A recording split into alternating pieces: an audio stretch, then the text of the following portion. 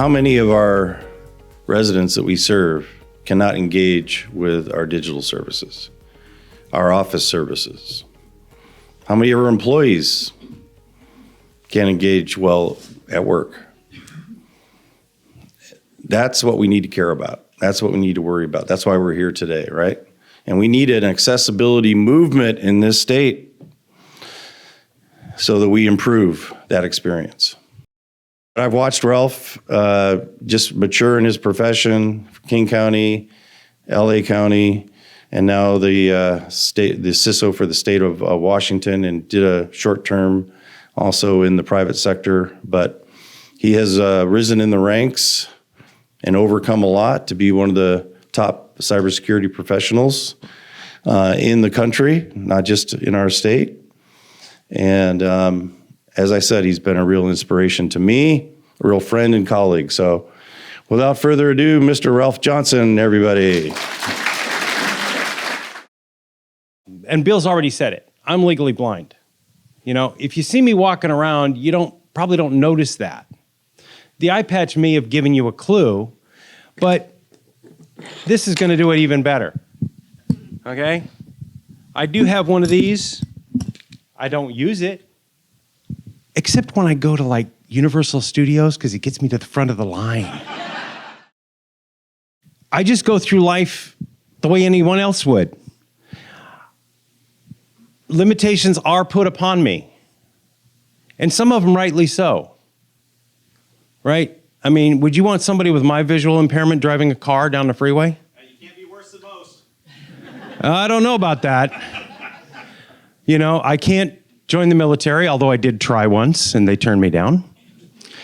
Because, you know, they don't like somebody with my visual impairment shooting a gun, because I might shoot at the wrong side, you know? Kind of makes me think about playing basketball and going to the wrong hoop, right? You know, so I've lived with this all my life, and many of the restrictions make sense, okay? But I dislike unjustified obstacles. Sam Holbrook was my 7th grade and 9th grade science teacher. And this man was very inspirational. He was extremely funny. I could tell you stories about him that are probably today politically incorrect, so I won't. But when I was in elementary school, if I didn't want to do something, I simply said I can't do it. And they didn't make me. They didn't insist on it. Well, Sam didn't buy that. Sam said, you know, maybe you can't do it the way everybody else does, but we're going to find a way for you to do it. So he worked with me on various things. I couldn't use a microscope. It's a science class, right? You use microscopes. Well, I couldn't use a microscope. He found a projector that projected the microscope image on the wall. He worked with me. I couldn't see the chalkboard. And yes, ladies and gentlemen, back in the 70s, we used chalk. We didn't have PowerPoint. You know, we didn't have whiteboards with erasable markers. We used chalk. But I couldn't see it. So he worked with me to find, he suggested I get a monocular. Well, what's a monocular, you say? Well, it's half a binocular set because I don't need the other half, right? This is a monocular. He helped me find one. I used that one until I graduated from high school, and then I got another one to get me through college, and this is still the same one that I got then. I still have it.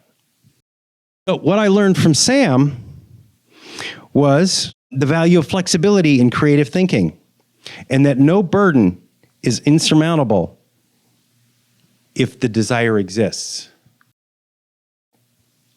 One of the things that helped me when I was going to Ohio University, and you know, Mary's going to love this, because if it hadn't been for Ohio's version of the Department of Services for the Blind, I couldn't have gone to college. But when I started, even they were detractors.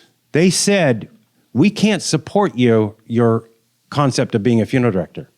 We don't think you'll be successful. So they said, if you decide to continue with that major, we're not going to help you pay for it. Okay, this is our own people here, right? So I lied to him. And I said, I'm going for a degree in computer science. Never thinking I'd end up there. But I took enough classes in computer science to satisfy him. And after 2 years, I just left. I disappeared and went to California, where I went to San Francisco College of Mortuary Science. After a year, I graduated, second in my class. I learned how to embalm. I learned how to do cosmetic surgery. I learned how to reconstruct body parts, all those kind of fun things.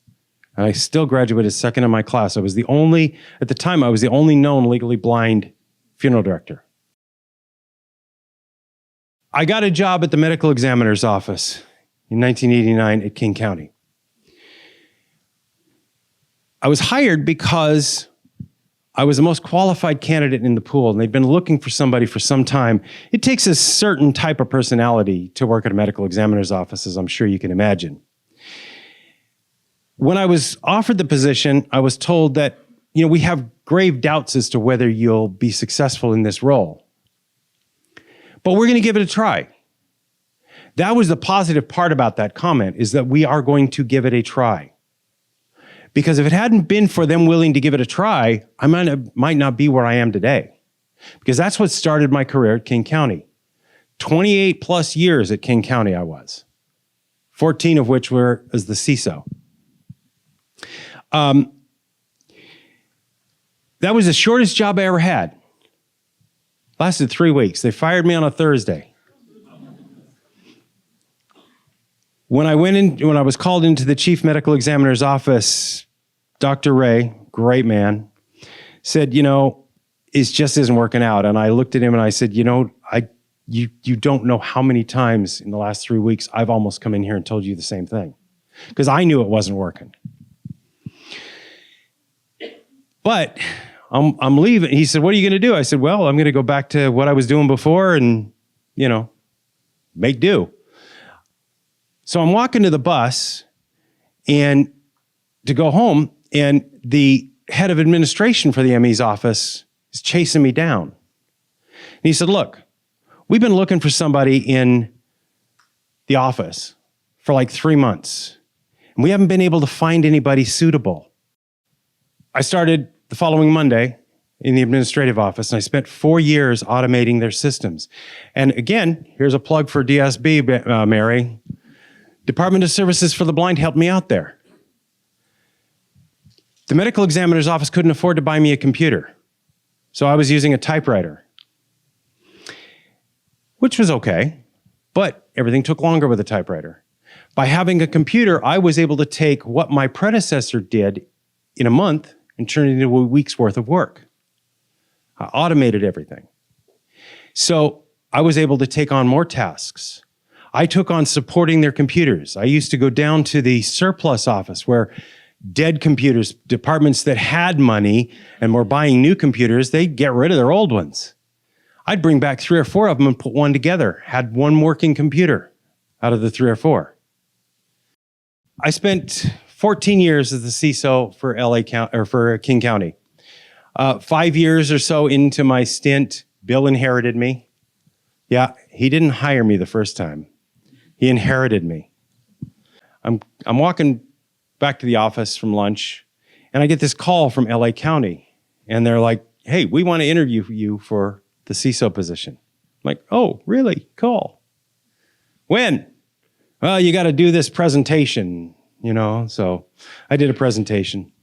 Anyway, ultimately, I ended up getting the job, thanks to Bill. Moved down there, had a great time for 3-4 years until Bill said, I'm leaving to go back to Washington. And I'm like, oh man, not again. Anyway, and then after 15 months there, Bill calls me up and he says, hey, I lost my CISO. He left. He went to Lumen. I want you to come up to Washington. That's basically my journey to becoming a CISO. But it's all because I didn't let barriers stand in my way.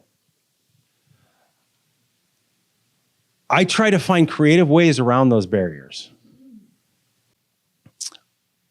I'd like to leave you with one final story. The other day, I was talking to my sister about this keynote address. Now, my sister is also legally blind. She's got worse vision than mine. She can only see light and shadow. And she told me a story about a family friend when she was a child. And she said that this family friend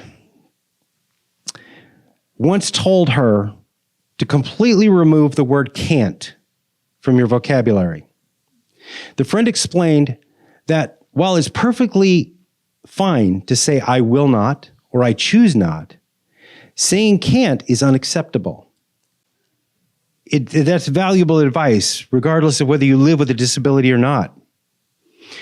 It reminds us that more often than not, our limits are defined not by our abilities, but by our mindset.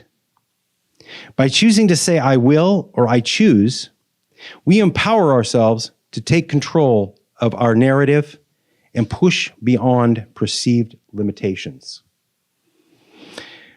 One final thought from another famous person with a disability, and that's Stephen Hawking. He said, "My advice to other disabled people would be concentrate on things your disability doesn't prevent you from doing, and don't regret the things it interferes with. Don't be disabled in spirit as well as physically." Once again, I'm deeply honored to stand here and have the opportunity to address this distinguished group of accessibility professionals and all those who share a passion for advancing this important cause. Thank you very much.